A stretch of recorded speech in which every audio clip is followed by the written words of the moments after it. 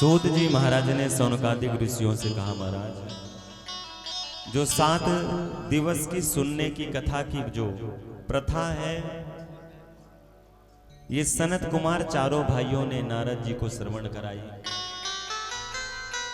सौनकादिक ऋषियों ने प्रश्न कर लिया, महाराज बात समझ में नहीं आई। नारद जी ऐसे संत हैं कि एक जगह ठहरते नहीं हैं।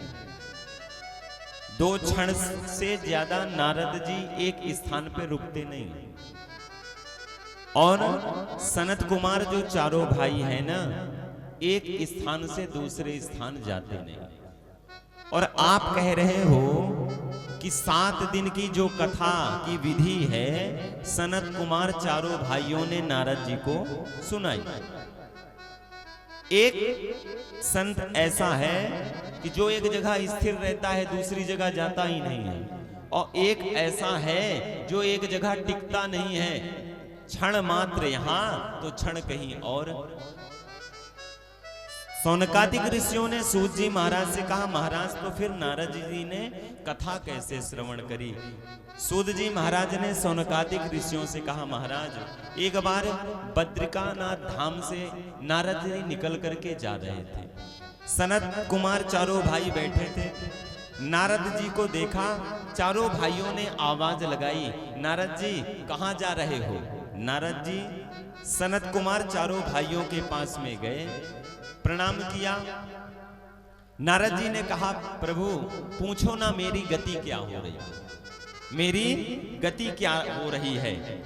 मैं इस धरा में मृत्यु लोक में इसलिए आया था कि मेरे मन को शांति मिलेगी और मैं भगवान का भजन करूंगा। लेकिन मैं जहां जहां गया मुझे अशांति ही अशांति मिली। मुझे इस धरा में कहीं शांति नहीं मिली। क्यों? उदरम भरिणो जीवा वकारा कूट भासिना। मैंने केवल एक चीज देखा इस संसार में, अपने उदर की तृप्ति के लिए पूरा संसार लगा हुआ है। पूरा संसार अपने उदर की तृप्ति के लिए लगा हुआ है। और इस कलिकाल का, इस कलयुग का ये प्रभाव कि किसी के भी मन में अच्छी सोच नहीं है। कोई भगवान का भजन नहीं करना चाहता, कोई भगवान की सेवा नहीं करना चाहता, कोई दान देना नहीं चाहता। देखो तो इस संसार में जहां केवल स्वार्थ ही स्वार्थ। नारद जी ने कहा, लेकिन मेरे मन को शांति मिली थी। मैं गया कहां? वृंदावन। और जब मैं वृंदावन गया ना तो मेरे मन को शांति मिली। लेकिन मेरे साथ वहां एक घटना घटित हो गई। जैसे वृंदावन में यमुना के किनारे मैं गया, मैंने देखा एक बट वृक्ष के नीचे एक जवान स्त्री 2 वृद्ध पुरुषों को अपने गोद में लिटा करके रुदन कर रही। उस स्त्री ने मुझे देखा। नारद जी ने कहा सनत कुमार चारों भाइयों से कि महाराज उस स्त्री ने मुझे देखा और आवाज लगाई, भो भो साधु क्षणं तिष्ठ मचिंतायामपि नाशनम। हे साधु, आप कहां जा रहे हो? आप हमारे पास आओ। और नारद जी ने कहा कि मैं गया। और जब मैं गया तो उस देवी ने कहा, प्रभु मेरे कष्ट का निवारण करो। मैंने देवी से पूछा, पहले अपना आप परिचय बताओ। उस युवती ने कहा, मेरा नाम भक्ति है। और ये जो 2 वृद्ध पुरुष मेरी गोद में लेटे हुए हैं, एक का नाम ज्ञान, एक का नाम वैराग्य है। उत्पन्नो द्रविणे साहम वृद्धिम कर्नाटके गता क्वचित क्वचित महाराष्ट्रे गुर्जरे जीर्णताम गता। वृंदावन पुनः प्राप्य नवीनेव स्वरूपणी। भक्ति नारद जी से कह रही है, मैं उत्पन्न कहाँ हुई? उत्पन्ने द्रविणे साहम, मेरी उत्पत्ति द्रविण देश में हुई। वृद्धिम कर्नाटके गता, और मैं जवान कहाँ हुई? बड़ी कहाँ हुई? कर्नाटक। क्वचित क्वचित महाराष्ट्रे, और कुछ समय में व्यतीत की कहाँ? महाराष्ट्र में। और हकीकत में महाराष्ट्र कोई गया है? वहां की भक्ति बड़ी विचित्र है, वहां की भक्ति बड़ी विचित्र है। वहां के लोगों के अंदर भक्ति आती है और जाती है, आप पता न लगा पाओगे कि ये भक्त है कि अभक्त है। वृंदावन पुनः प्राप्य, भक्ति ने कहा जैसे मैं वृंदावन आई मैं जवान हो गई। क्यों? जब मैं वृंदावन आई जवान हो गई, और हकीकत में आप वृंदावन जाओ ना तो वहां केवल भक्ति है, ना किसी को ज्ञान है ना किसी को वैराग्य है। किसी को ज्ञान नहीं है ना किसी को वैराग्य है, केवल भक्ति है। आप वृंदावन पहुंच जाओ तो आप ट्रेन से नीचे स्टेशन में उतरोगे और राधे राधे चल जाओ, राधे राधे। जो जिससे भी बात करेगा तो पहले क्या कहेगा? भैया राधे राधे। आज भक्ति ने कहा, प्रभु नारद जी से कहा जैसे मैं वृंदावन आई मैं जवान हो गई, लेकिन ये जो दो मेरे बालक हैं ना ज्ञान और वैराग, ये वृद्ध हो गए। क्योंकि वृंदावन में किसी को ज्ञान नहीं है, किसी को वैराग नहीं है। हकीकत में वृंदावन में ठाकुर जी को कोई भगवान नहीं मानता, ठाकुर जी को कोई भगवान नहीं मानता। जब ग्वाल बाल थे ना, ग्वाल बाल भगवान के साथ जब गौवे चराने के लिए जाते थे ना तो भगवान के ऊपर चढ़ जाते थे, और जब भगवान भोजन करें ना तो भगवान जब भोजन करें और भगवान जब भोजन करने के बाद जो जूठा मुख में लग जाए ना तो ग्वाल बाल अपने जीभों से चाटने लगते। भगवान को कोई चाटता है? प्रेम से बोलना।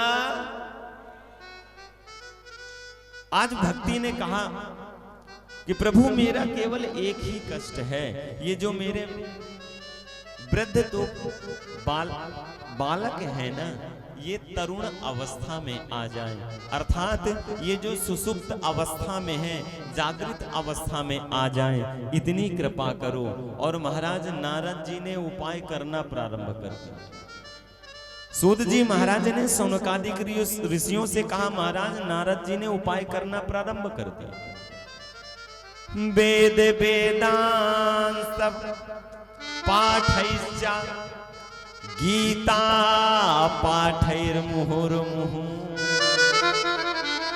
वेदों के मंत्रों का उच्चारण किया, शायद समस्या सुलझ जाए, लेकिन न गीता का पाठ सुनाया, तब भी ज्ञान वैराग वृद्धा अवस्था से युवा अवस्था को नहीं प्राप्त किए, अर्थात सुसुप्त अवस्था से जागृत अवस्था को नहीं प्राप्त हुए। अभी समस्या जटिल है। महाराज भगवान के नाम का कीर्तन कराया, भगवान के नाम का कीर्तन कराया, थोड़ा प्रभाव तो पड़ा, आंख खुली, और आंख खुलने के बाद तुरंत पुनः आंख बंद हो गई, पुनः आंख बंद हो गई। नारद जी का दिमाग काम करना बंद कर दिया। नारद जी ने कहा अब कौन सा ऐसा उपाय करूं कि ये ज्ञान वैराग जागृत अवस्था में आ जाए। आकाशवाणी हुई, आकाशवाणी ने कहा नारद जी सत्कर्म करो, नारद जी सत्कर्म करो। आज नारद जी कह रहे हैं सौनकादिक ऋषियों से, नारद जी कह रहे हैं सनत सनंदन सनत कुमार चारों भाइयों से कि महाराज वही सत्कर्म की खोज में मैं भटक रहा। वही सत्कर्म की खोज में मैं भटक रहा हूं, सत्कर्म है क्या। तब सनत कुमार चारों भाइयों ने कहा, महाराज सत्कर्म सूचको नूनम ज्ञान यज्ञा स्मृतो बुधई। सत्कर्म क्या है? श्रीमद् भागवत महापुराण की कथा को सुनना, कथा कराना, ये सत्कर्म है। नारद जी ने कहा श्रीमद् भागवत महापुराण की कथा करा देंगे तो समस्या सुलझ जाएगी। तब सनत कुमार चारों भाइयों ने कहा, हाँ महाराज समस्या सुलझ जाएगी। तब कहाँ गए? हरिद्वार गए। आनंद तट में सुंदर सा मंच लगाया गया, चारों भाई विराजमान हो गए व्यासपीठ में। नीचे 4 आसन लगाए गए, यजमान के रूप में नारद जी बैठे और नारद जी के द्वारा ज्ञान, वैराग और भक्ति का आवाहन किया गया। और महाराज श्रीमद् भागवत महापुराण की कथा प्रारंभ हुई। और जैसे ही श्रीमद् भागवत महापुराण की कथा प्रारंभ हुई, महाराज ज्ञान, वैराग, भक्ति तीनों प्रकट हो गए। बोलो बांके बिहारी लाल की जय हो।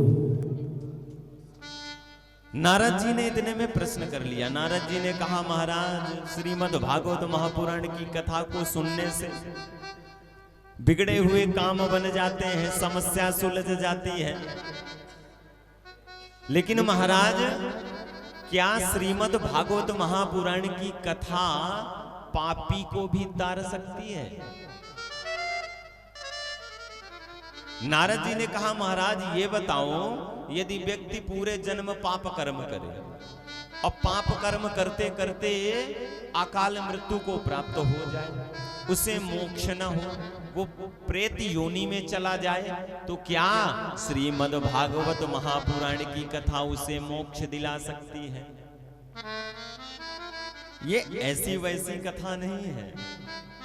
निगम कल्प तरोर गलितम फलम सुख मुखाद मृतम द्रव संयुतम पिबत भागवतमो रसमालयमो मुहुर्मुरसिको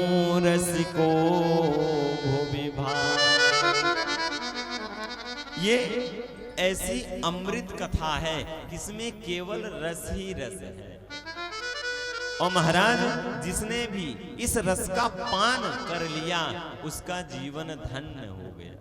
और महाराज हकीकत में श्रीमद् भागवत महापुराण की कथा को जिसने भी श्रवण मन से किया है ना, उसे भगवान की प्राप्ति अवश्य हुई है, अर्थात उसे मोक्ष अवश्य मिला है। बोलो बांके बिहारी लाल जय हो।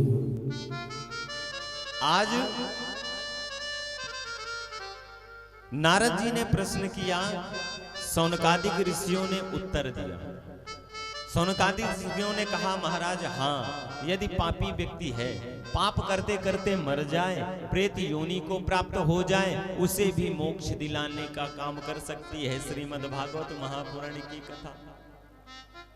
तुंगभद्रा तटे पूर्वम भूतपत्यांतमुत्तमम्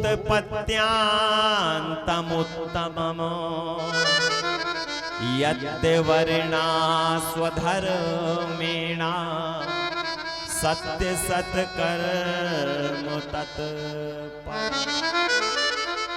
सौनकादिक ऋषियों ने नारद जी महाराज को कथा सुनाई कि तुंगभद्रा नदी के किनारे एक उत्तम नाम का नगर, जहां आत्मदेव नाम के ब्राह्मण रहते हैं, जिनकी पत्नी का नाम है दुदली बाई, जो दाम्पत्य जीवन में है, जो ब्राह्मण कुल में है।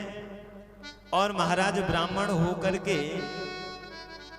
जो त्रिकाल संध्या होती है ना, जो ब्राह्मण का कर्म होता है, वो कर्म को करने वाले ब्राह्मण हैं। वेद का पाठ करने वाले, वेद का पाठ पढ़ाने वाले, गायत्री का जाप करने वाले, शिखा रखने वाले, माथे में चंदन लगाने वाले और गायत्री मंत्र का जाप करने वाले, सूर्य को अर्घ देने वाले, अर्थात ब्राह्मण के जितने भी लक्षण हैं सारे लक्षणों से युक्त हैं, लेकिन उनके यहां एक समस्या, उनके यहां एक समस्या, इतना सत्कर्म करने के बावजूद भी उनके घर में कोई संतान नहीं।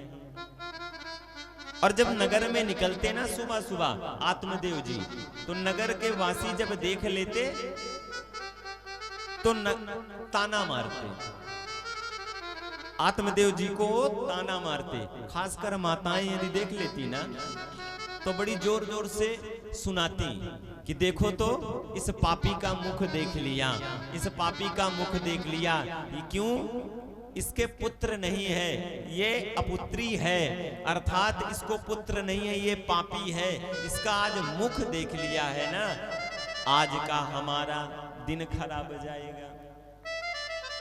एक दिन आत्मदेव जी को गिलानी हुई कि देखो तो मैं भजन करता हूं, ठाकुर की सेवा करता हूं, जो ब्राह्मण का कर्म है वो करता हूं, और ठाकुर की कैसी महिमा कैसी कृपा कि मुझे एक संतान नहीं दे सकते।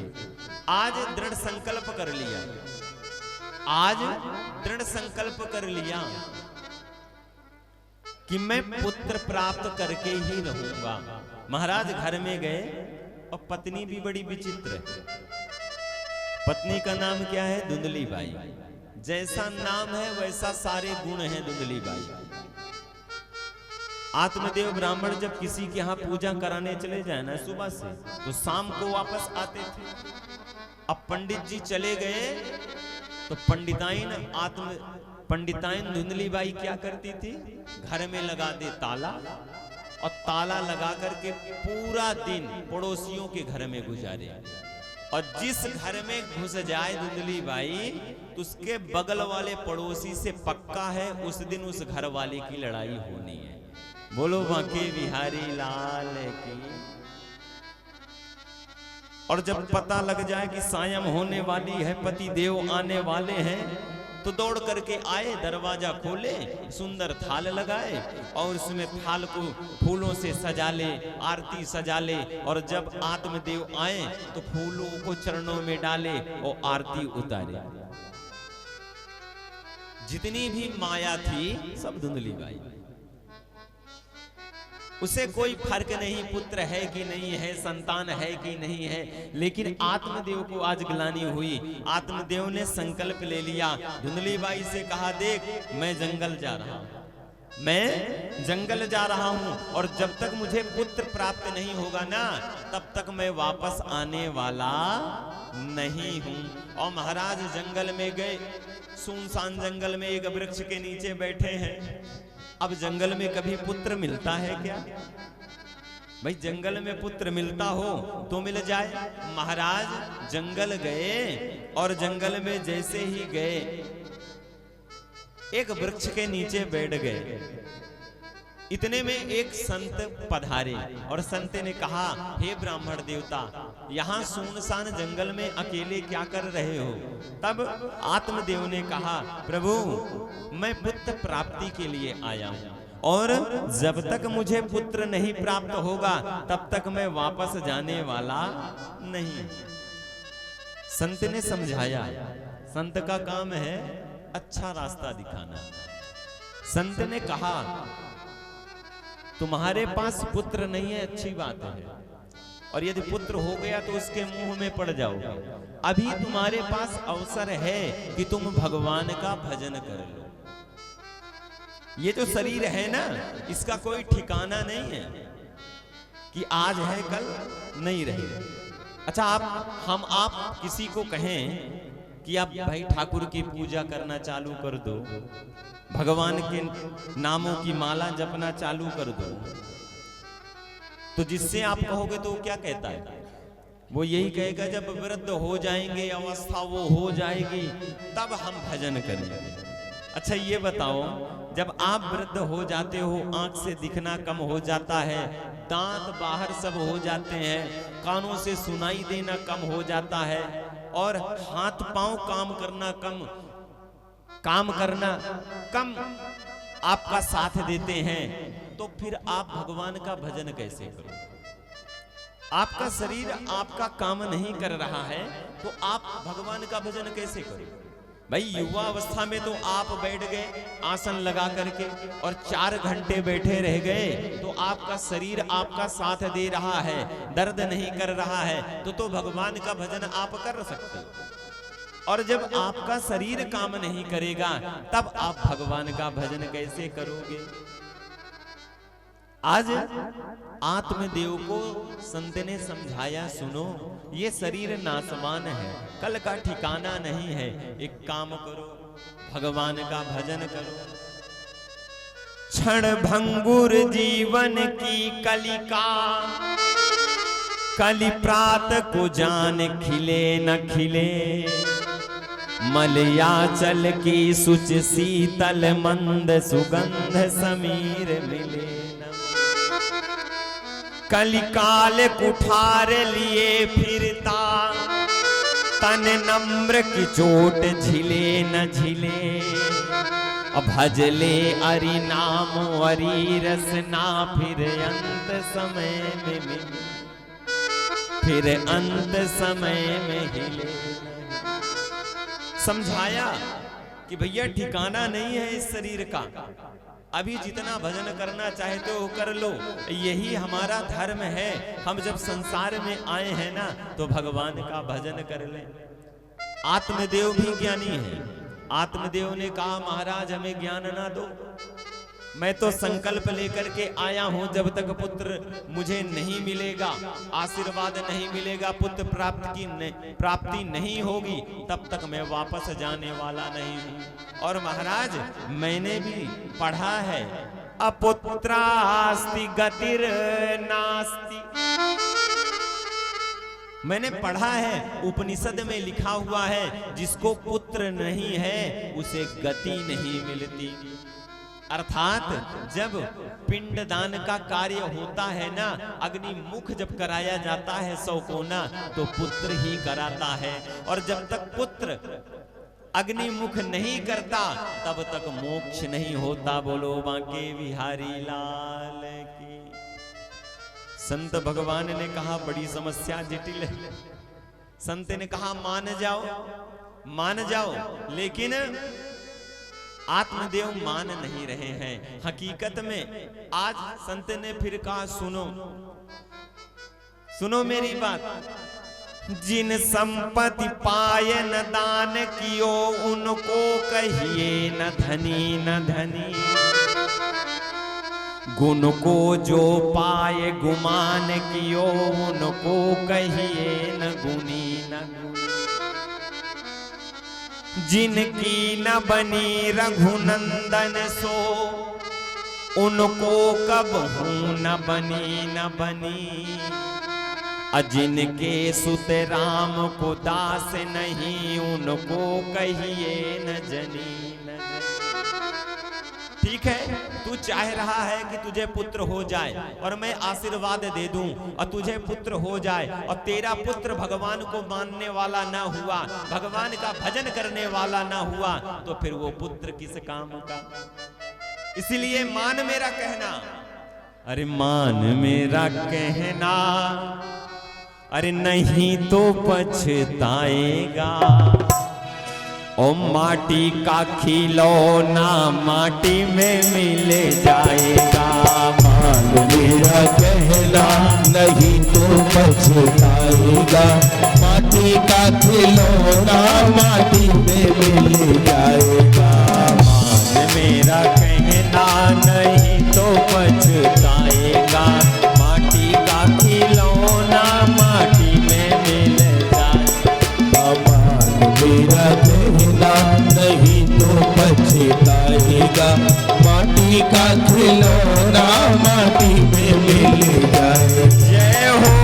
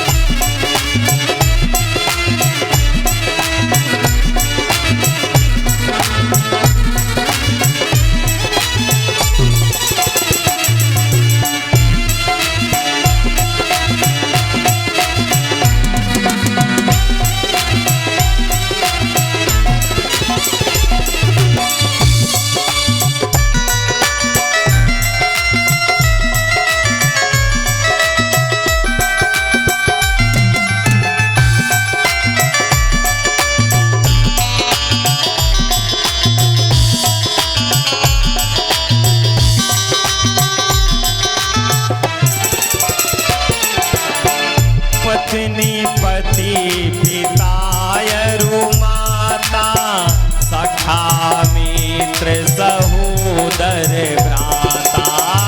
पत्नी पति पितायरु माता सखा मित्र सहोदर भ्राता।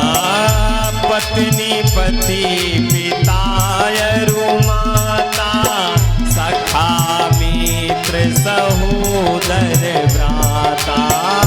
पत्नी पति पितायरु माता सखा मित्र सहोदर भ्राता। पल भर में नाता पल भर में नाता यही का रह जाएगा। माटी का खिलौना माटी में मिल जाएगा। मेरा कहना नहीं तो पछताएगा। माटी का खिलौना माटी में मिल जाएगा। मेरा कहना नहीं तो पछताएगा। माटी का खिलौना माटी में मिल जाएगा। मेरा कहना नहीं तो पछताएगा। माटी का खिलौना माटी में मिल जाएगा।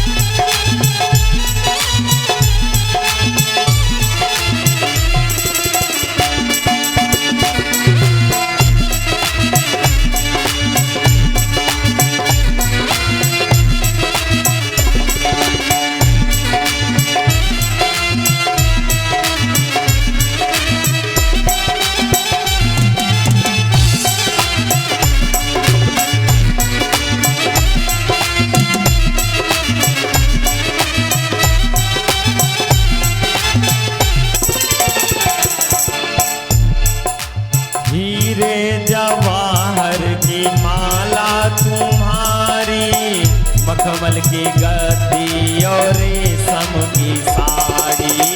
हीरे जवाहर की माला तुम्हारी मखमल के गद्दे और रेशम की साड़ी। हीरे जवाहर की माला तुम्हारी मखमल की गद्दी और रेशम की साड़ी। हीरे जवाहर की माला तुम्हारी मखमल के गद्दे और रेशम की साड़ी। हैट बूट सूट सब जय हो। हैट बूट सूट सब टंगा रह जाएगा। माटी का खिलौना माटी में मिल जाएगा। मेरा कहना नहीं तो पछताएगा। माटी का खिलौना माटी में मिल जाएगा। मान मेरा कहना नहीं तो पछताएगा। माटी का खिलौना माटी में मिल जाएगा।